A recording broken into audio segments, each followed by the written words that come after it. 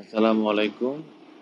আজ 15ই সেপ্টেম্বর ডিসেক্স এর আপডেট জানাচ্ছি। আর আজকে বাই সিগন্যাল কোন কোন শেয়ারের মধ্যে দেখা দিয়েছে এটা বলতে আপনাদের সামনে আসলাম। ডিসেক্স এর চার্টটা গ্রিন ক্যান্ডেল দিয়েছে। গতকালকে ক্যান্ডেলটাতে ছোট, ভলিউমটাও পাইনি এতটা। এই জায়গা থেকে ডিসেক্সকে ভালো করতে হলে অবশ্যই ভলিউমটা গেইন করতে হবে। এই ট্রেন লাইনের কাছাকাছি শেষে আরেকটা বাউন্স ব্যাকের মতো দিয়েছে।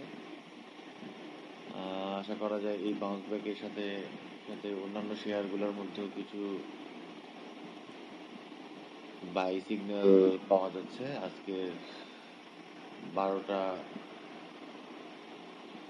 এই সময়ের মধ্যে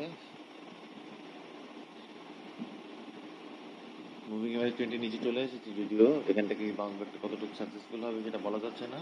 কিন্তু আজকে কিছু শেয়ারের মধ্যে বাই সিগন্যাল দেখা দিয়েছে, যেমন এবি ব্যাংক। ব্যাংক সেক্টরের মধ্যে মুভিং এভারেজের নিচেই রয়েছে এবি ব্যাংক। এবি ব্যাংক ভালো করতে হলে মুভিং এভারেজ 20টা ক্রস করতে হবে। খুব সুন্দর নিচেতেই রয়েছে অনেক। এসিএফএল এই ট্রেন লাইনটা ব্রেক করার পর আজকে একটা বাউন্স ব্যাক ক্যান্ডেল দিয়েছে। ভলিউমটা খুব একটা ভালো না। ট্রেন লাইনটা এখন তার পরবর্তী রেজিস্ট্যান্স হিসেবে কাজ করবে। এরপর আমরা আসি অ্যাকমি ল্যাব। এই 2 দিনে এসে যদি রিটেস্ট করা হয়, এখানে যদি রিটেস্ট হয় 2 দিনের ক্যান্ডেল দেখে,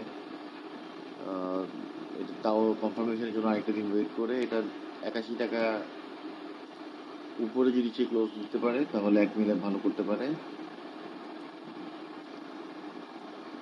আমরা আইটি সেক্টরে এডি ইন্টেল দেখবো। এই দিনেরও ক্যান্ডেলের সিচুয়েশনটা সেম। বিগত পরশু দিনের যে বাউন্স ব্যাক ক্যান্ডেল দিয়েছে তার সাথে আজকে একটা রিটেস্ট হয়েছে বলা যায়। অ্যান্টি নেওয়ার জায়গা হতে পারে এই জায়গাগুলো। আর একটু কমে গেলে পরবর্তীতে বাকি কিছু অংশটা অ্যান্টি পরে নিতে পারেন আপনারা, বাট প্রথম হাফ আপনারা আজকে অ্যান্টি নিতে পারেন এডি ইন্টেলের মধ্যে। আলহাজ টেক্স মাথার উপরে উইক চলে আসছে আজকে ক্যান্ডেলে, কিন্তু এটার ফ্লোটা উপরের দিকে রয়েছে। বিডিকম শেয়ারটাও ট্রেন লাইন ব্রেক করেছে আজকে। এই ট্রেন লাইনটা ব্রেক করার পর সে এই সাপোর্ট ট্রেন লাইনটা ব্রেক করে আছে, একটা বাউন্স ব্যাকের মতো ক্যান্ডেল দিয়েছে বিডিকম। এই বাউন্স ব্যাকটা সাকসেসফুল করার জন্য তার ভলিউম দরকার। ভলিউমটা যদি গেইন করতে পারে এখান থেকে হয়তো ভালো করবে, নাহলে একটু নিচে এসে সে আবার কাম ব্যাক করার চেষ্টা করবে 26 টাকা 27 টাকার আশেপাশে, 27 টাকার আশেপাশে। বার্কা পাওয়ার ক্যান্ডেলটা আজকে একটা বাউন্স ব্যাক ক্যান্ডেল হয়েছে, সুইংয়ের নিচেই রয়েছে এটা বলা যায়। বিডি থাই আজকেও বাউন্স ব্যাক করেছে। এই 3 দিনের ক্যান্ডেলটা যদি রিটেস্ট হয় তাহলে বিডি থাই ওর দিকে নজর রাখা যায়। B category share. Bashundhara paper mill BPML আজকে ক্যান্ডেলটা খুব একটা ভালো করা নাই, কিন্তু অবজারভেশনে রাখা যায় শেয়ারটা। ব্র্যাক ব্যাংকের মধ্যেও বাউন্স ব্যাক রয়েছে। এখান থেকে কারেকশন না করলে কিছুদিন সাইড ওয়েতে মুভ করতে পারে। এরপর সেন্টার ফার্মা একটু ট্রায়াঙ্গেলের মধ্যেই রয়েছে। এই জায়গা থেকে প্রাইস খুব একটা ফল করছে না। এখানে যদি এই ট্রায়াঙ্গেলটা ব্রেকআউট দেয় কিনা ব্রেকডাউন দেয়, আমরা এটার জন্য অপেক্ষায় থাকবো। সিএলআইসিএল ইন্স্যুরেন্স সেক্টরের কিছু শেয়ার বাউন্স ব্যাক দিয়েছে, তার মধ্যে সিএলআইসিএল অন্যতম। মুভিং এভারেজ 20 থেকে একটা বাউন্স ব্যাক ক্যান্ডেল দিয়েছে, বাট ভলিউমটা আসলে অনেক কমে গেছে। এই ভলিউম দিয়ে সে উপরে ব্রেকআউট দিতে পারবে বলে মনে হচ্ছে না। CNA text bounce back candle রয়েছে। ঢাকা ইন্স্যুরেন্সের মধ্যেও একটা ডজি টাইপের ক্যান্ডেলই হচ্ছে।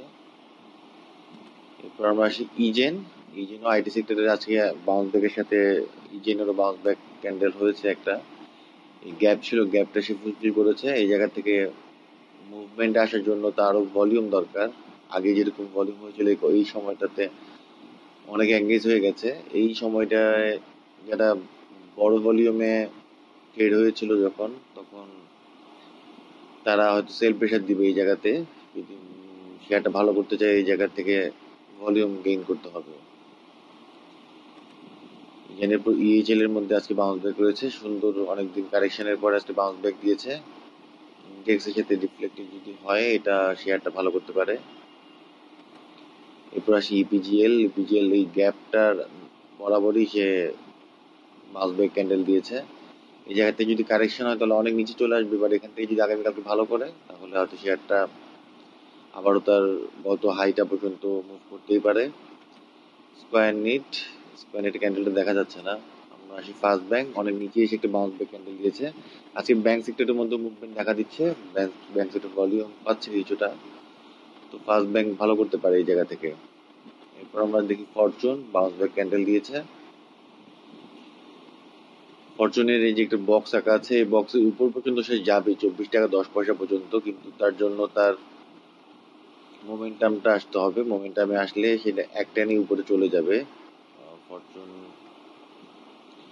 একটা ট্রেন লাইন থেকে সাপোর্ট নিয়েছে, এই ট্রেন লাইনটা সে ব্রেক না করলে তার গন্তব্য অনেক উপরে। এন্ট্রি নেওয়ার জন্য এখনই ভালো জায়গা।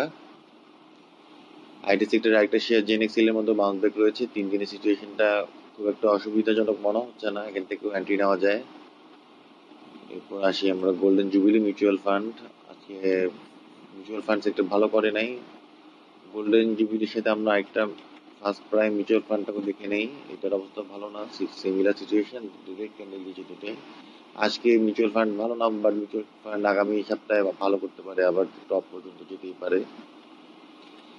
আমরা আসি জিপিএইচ ইস্পাত, একই জায়গাতে রয়েছে, প্রাইসটা ফল করছে না, ভালোই বলবো এই জায়গাগুলো এন্ট্রি নেওয়ার জন্য। এইচআর টেক্স অনেক নিচে এসে একটা বাউন্স ব্যাক ক্যান্ডেল দিয়েছে, এখান থেকে ভালো করতে হলে তার ভলিউমটা গেইন করতে হবে। মার্কেট আসলে ভলিউম পাচ্ছে না, ভলিউম পেলে সবগুলো শেয়ারই ভালো করবে আবার, কারণ সবাই মোটামুটি একটু মোমেন্টামের মধ্যে রয়েছে। আইডিএলসি এর মধ্যে বাউন্স ব্যাক ক্যান্ডেল, ইভাদ অটোসোর মধ্যে বাউন্স ব্যাক ক্যান্ডেল, সবগুলো শেয়ারই মোটামুটি সিমিলার সিচুয়েশন যেগুলো আপনাদের দেখাচ্ছি, এগুলো বাই এন্ট্রি করার জন্য ট্রাই করা যেতে পারে আজকে। Janata insurance, GMI syringe, KDS, KDS এর মধ্যে একটা বাউন্স ব্যাক ক্যান্ডেল দেখা দিয়েছে আজকে। কর্ণফুলী ইন্স্যুরেন্স সেক্টরে কিছু শেয়ার আজকে বাউন্স ব্যাক ক্যান্ডেল দিয়েছে, তার মধ্যে কর্ণফুলী অন্যতম। ভলিউমটা একেবারেই কমে গেছে, ভলিউমটা একটু দুশ্চিন্তার কারণ। লিগাসি ফুডের মধ্যেও একটা বাউন্স ব্যাক ক্যান্ডেল দিয়েছে। এইসব বাউন্স ব্যাক গুলা আসলে কতটা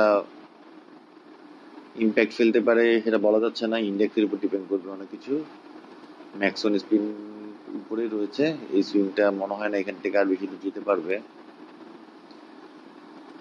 অন্য সিরামিকও 4-5 দিন কারেকশনের পর একটা বাউন্স ব্যাক ক্যান্ডেল দিয়েছে মুভিং এভারেজ 20 নিচে থেকে, কিন্তু সে এর আগে 3-4 বারই পুল ব্যাক করেছে, কিন্তু ভলিউমটা একটু নজর রাখতে হবে, ভলিউমটা বাড়লে এখান থেকে আরেকটা আপসুইং এর দিকে যাবে হয়তো।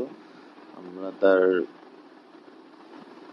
পরবর্তী গন্তব্য হয়তো আমরা অনেক উপরে দেখতে পারবো, শেয়ারটা যদি এখান থেকে ভালো করে। হয়তো এই জায়গায় 2-1 দিন গড়াগড়ি করে তার শেয়ারটা হয়তো 100 টাকা ব্রেক করে হায়ার হাই করবে, আর এটা ইনলাইনটা ব্রেক ডাউন দিয়ে ফেললে তার নিচে সাপোর্ট হলো 83 টাকায়। এরপর আমরা অলিম্পিক দেখবো, বাউন্স ব্যাকের ক্যান্ডেল। আর একে সিরামিক, এটার মধ্যেও বাউন্স ব্যাক রয়েছে। রিপাবলিক ইন্স্যুরেন্স সেক্টরের কিছু শেয়ারের মধ্যে রিপাবলিক অন্যতম, এটাও বাউন্স ব্যাক ক্যান্ডেল দিয়েছে। প্রপার্টি লাইফ উপরে রয়েছে, এটা না বলি। টিলিটাও বাউন্স ব্যাক ক্যান্ডেল দিয়েছে। ব্যাংক সেক্টরে একটা শেয়ার উত্তরা ব্যাংক, এটাও মধ্যে একটা হ্যামার ক্যান্ডেল দিয়েছে আজকে। ব্যাংক সেক্টর যদি হোল্ড দেখায়, আজকে গ্রিন ক্যান্ডেলটা মুভমেন্টে যাওয়ার জন্য প্রস্তুতি মনে হচ্ছে। আগামী সপ্তাহে হয়তো ব্যাংক সেক্টর ভালো করতে পারে। ব্যাংক সেক্টরের জন্য একটা এই ক্রিটিক্যাল জোন রয়েছে, এই জোনটা আসলে আগামীকালকে যদি ব্রেকআউট দিতে পারে ব্যাংক সেক্টর ভালো করবে। সিমেন্ট সেক্টর হয়তো কারেকশনে চলে আসবে। আমরা কিছু পোটেনশিয়াল শেয়ার আগামীতে ভালো করতে পারে। আমার ফিট যদি কারেকশনটা কমপ্লিট করে একটু নিচে থেকে বাউন্স ব্যাক দেয়, আগামীকাল বা তারপর দিন আমার ফিট এন্ট্রি জায়গা হতে পারে।